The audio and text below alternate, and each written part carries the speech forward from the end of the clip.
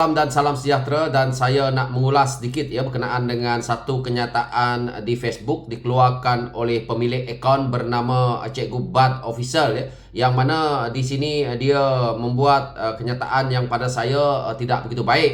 Dan saya tengok Cikgu Bad ni adalah seorang Muslim dan seorang Melayu. Kenapa dia tiap-tiap hari membuat satu fitnah yang pada saya tidak begitu baik? Dan di sini dia membuat satu fitnah kepada Menteri Ekonomi, iaitu saudara Rafizi Lamli, yang mana dia buat kenyataan di sini kalau kita lihat, iaitu takziah buat Rafizi Lamli yang beberapa hari lepas dikejarkan ke hospital kerana serangan jantung.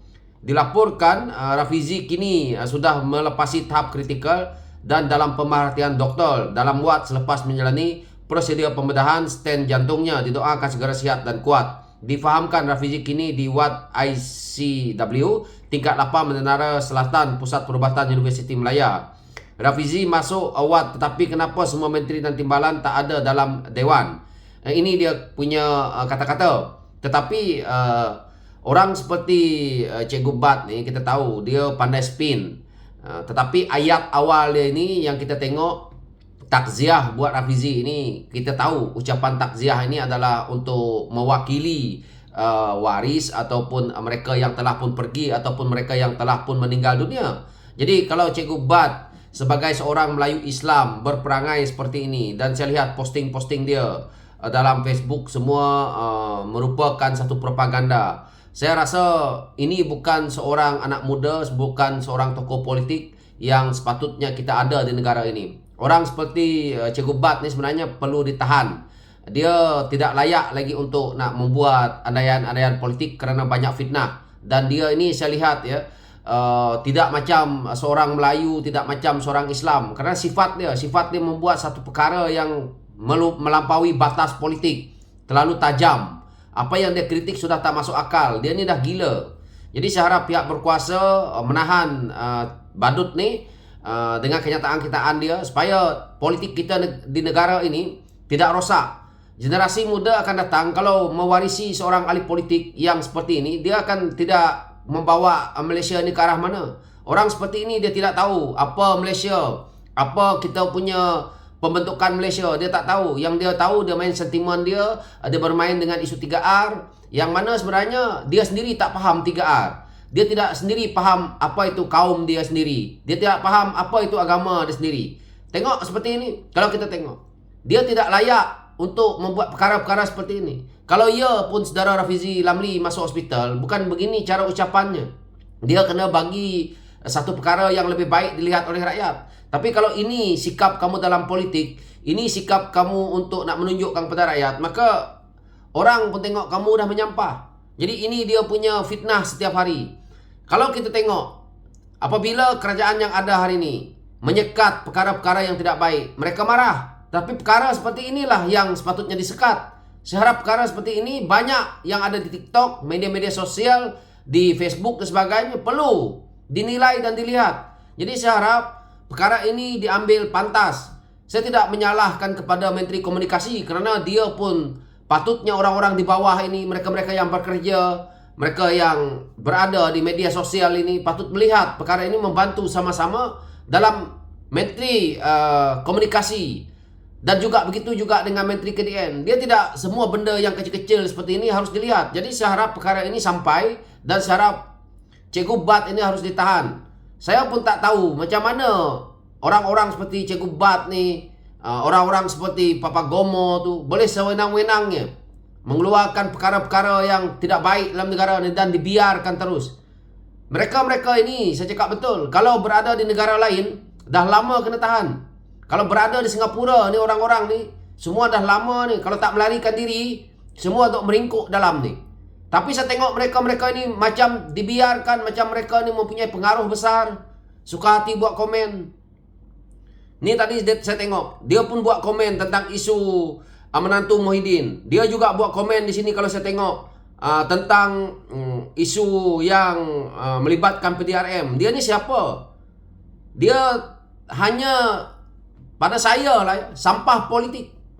Nasib baik tak jadi sampah masyarakat. Hidup dia dalam politik, hidup dia nak mencari makan dengan cara begini.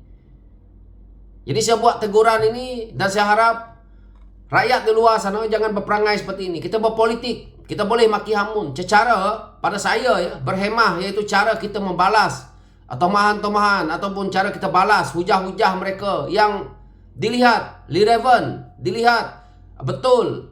Bukan kita dengan cara begini hari-hari mengeluarkan kenyataan yang tidak ada pokok pangkalnya, yang mencari kesalahan orang padahal diri sendiri belum tentu betul. Ini badut nih, dia hidup dia betul ke tidak kita tak tahu. Pekerjaan dia apa yang dia buat selama ini. Jadi dia tidak perlu nak melihat latar belakang orang lain, dia lihat diri dia. Kalau dalam PRN yang melibatkan beberapa negeri dulu pun, dia dok cungap-cungap, dok minta derma nak beli telefon.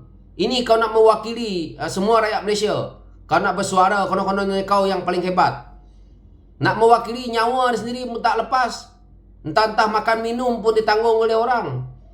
Kita kena sedar. Jadi saya tidak melihat bahawa perkara seperti ini sering kita lakukan dalam kita nak berpolitik. Saya juga berpolitik, tetapi kita berlandaskan benda yang betul. Kita menjawab hujah-hujah yang kita lihat pandangan mereka salah di sebelah sana. Bukan kita berhujah ataupun kita postingkan benda-benda yang tidak ada kena-mengena, yang mana melibatkan hidup, melibatkan nyawa, melibatkan keluarga orang, melibatkan kawan-kawan dia. Kau pergi buat hentaman posting yang menyumpah Rafizi Ramli seolah-olah suruh mati. Ini adalah satu tidak baik. Inikah yang diajar oleh orang Melayu yang kita tahu beradab tinggi, yang bersopan santun, yang kita tengok mereka saling menghormati kepada orang lain. Inikah sifat yang dikeluarkan oleh agama Islam? Menyumpah kawan seagama dia, menyumpah sebangsa dia. Ini bukan satu sikap yang baik. Jadi bagaimana orang melihat Perikatan Nasional, budak-budak Perikatan Nasional seperti Baruah macam badut ni, nak dilihat ke depan sebagai seorang yang pejuang untuk tanah air? Kalau perangai kamu sendiri pun tak betul, bagaimana kamu nak menyantunti semua rakyat? Dalam politik ini, kalau badut ni fikir hanya untuk satu kaum, tidak akan pergi ke mana. Barisan Nasional yang selama ini memerintah negara tanpa kaum lain tak dapat jadi kerajaan. Dia kena bersatu padu.